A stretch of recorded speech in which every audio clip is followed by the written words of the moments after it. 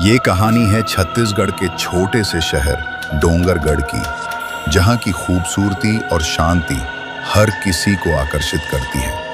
लेकिन यहाँ एक पुराना रेलवे क्वार्टर नंबर 7 है, जिसे लोग शापित क्वार्टर कहते हैं रात को वहाँ भूत प्रेत का बसेरा होता है। लड़की की आवाज़ें, दरवाज़ों की खड़खड़ाहट और धुंधले साए लोगों को डराते हैं।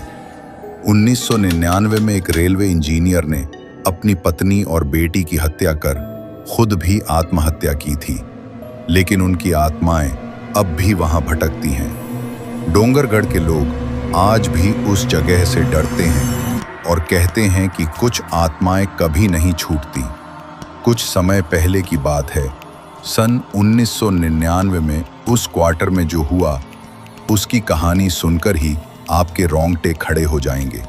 एक रेलवे इंजीनियर ने, जिसके दिमाग में कुछ टूट चुका था, अपनी ही पत्नी और नन्ही बच्ची की निर्मम हत्या कर दी। उनकी मासूम आवाज़ों को हमेशा के लिए दबा दिया। फिर खुद उसने अपनी जान ले ली, लेकिन मरने के बाद भी उसकी आत्मा ने चैन नहीं पाया।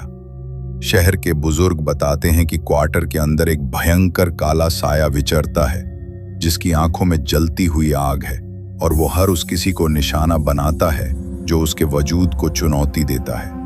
इसी प्रेत बाधित क्वार्टर की रहस्यमयी दीवारों के बीच छुपा हुआ था आरव का अतीत।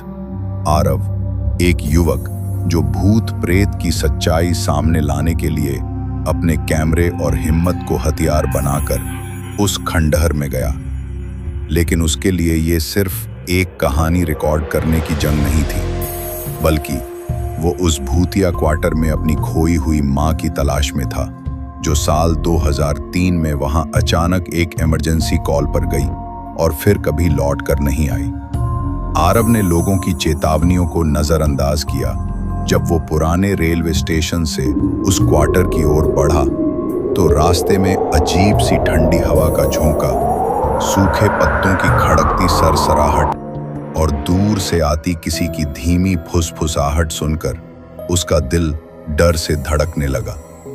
रास्ता जैसे जिंदा था, मानो कोई अदृश्य आत्मा उसकी हर चाल पर नजर रख रही हो। दरवाजे पर पहुंचते ही उसकी टीम को लगा जैसे किसी ने उनका स्वागत नहीं किया, बल्कि उन्हें फंसाने की तैयारी है। दीवारों पर खून के गहरे छींटे, फर्श पर गहरी खरोंचें और एक बंद कमरा जिसकी दीवारों पर तिलिस्मी निशान थे, सब कुछ एक भयावह कहानी बयां कर रहे थे।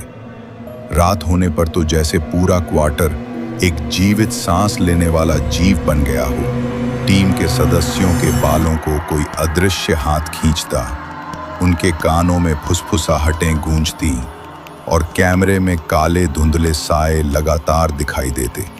टीम की एक लड़की, सिया, तो अचानक दहाड़ मारकर चिल्लाई कि कोई मेरी आत्मा को अंदर से पकड़ रहा है, मुझे छोड़ो। उस जगह की हवा में इतनी भारीपन था कि हर सांस लेना भी डराने लगा।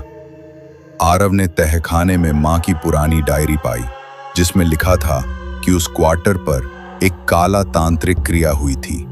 7 भूत प्रेतों को इस जगह में बांधने की कोशिश, लेकिन अधूरी और खतरनाक। यह अधूरा तंत्र आज भी प्रेत आत्माओं को इस क्वार्टर में जकड़े हुए हैं और हर साल किसी न किसी को अपना शिकार बनाता है। अचानक जैसे कोई प्रेत ने उसे पकड़ लिया हो, आरव की मां की अधूरी, अधजली आत्मा प्रकट हुई, आंखों में पीड़ा और जुबान पर बस एक ही विनती, बेटा मुझे मुक्त कर। आरव को समझ आया कि ये कहानी सिर्फ डरावनी कहानी नहीं, बल्कि उसका खुद का भयानक अतीत है जो उसे खत्म करना होगा। उसकी जान पर बन आई, पर दिल की हिम्मत ने उसे आगे बढ़ने को मजबूर किया। अंतिम क्लाइमैक्स में उसने उस तंत्र यंत्र को पूरा किया, उन प्रेत आत्माओं को आजाद कराया, लेकिन खुद उस भूतिया क्वार्टर में हमेशा के लिए कैद हो गया। एक ऐसा बलिदान जो उसके नाम अमर हो गया। अगली सुबह डोंगरगढ़ के लोग उस क्वार्टर को फिर से सील कर दिया और दरवाजे पर एक नया बोर्ड लगाया, प्रवेश निषेध, यहाँ आत्मा का साया है। लेकिन आज भी जब रात होती है तो दूर दूर तक उस खंडहर से लड़की की वो धीमी आवाज सुनाई देती है। दीवारों पर चलती परछाइयां नजर आती हैं और जो भी वहां से गुजरता है उसे ऐसा महसूस होता है जैसे कोई भूतिया साया उसकी आत्मा को घूर रहा हो। डोंगरगढ़ शहर की इस कहानी को कुछ आत्माएं छोड़ती नहीं, वो बस इंतजार करती हैं अगली दस्तक की, अगली कॉल की, जो उन्हें मुक्त कर सके। लेकिन क्या कोई इतना साहसी होगा? तो दोस्तों, ये थी रेलवे क्वार्टर की कहानी। अगर आपके साथ भी ऐसा कुछ घटना हुआ है तो हमें कमेंट में ज़रूर बताएं और वीडियो को लाइक करें और चैनल को भी सब्सक्राइब करें, क्योंकि हर रविवार और शुक्रवार को हमारे इस YouTube चैनल खूनी कहानियां में लाता हूं मिलते हैं एक और ऐसी ज़बरदस्त हॉरर स्टोरी के साथ। तब तक के लिए बाय बाय।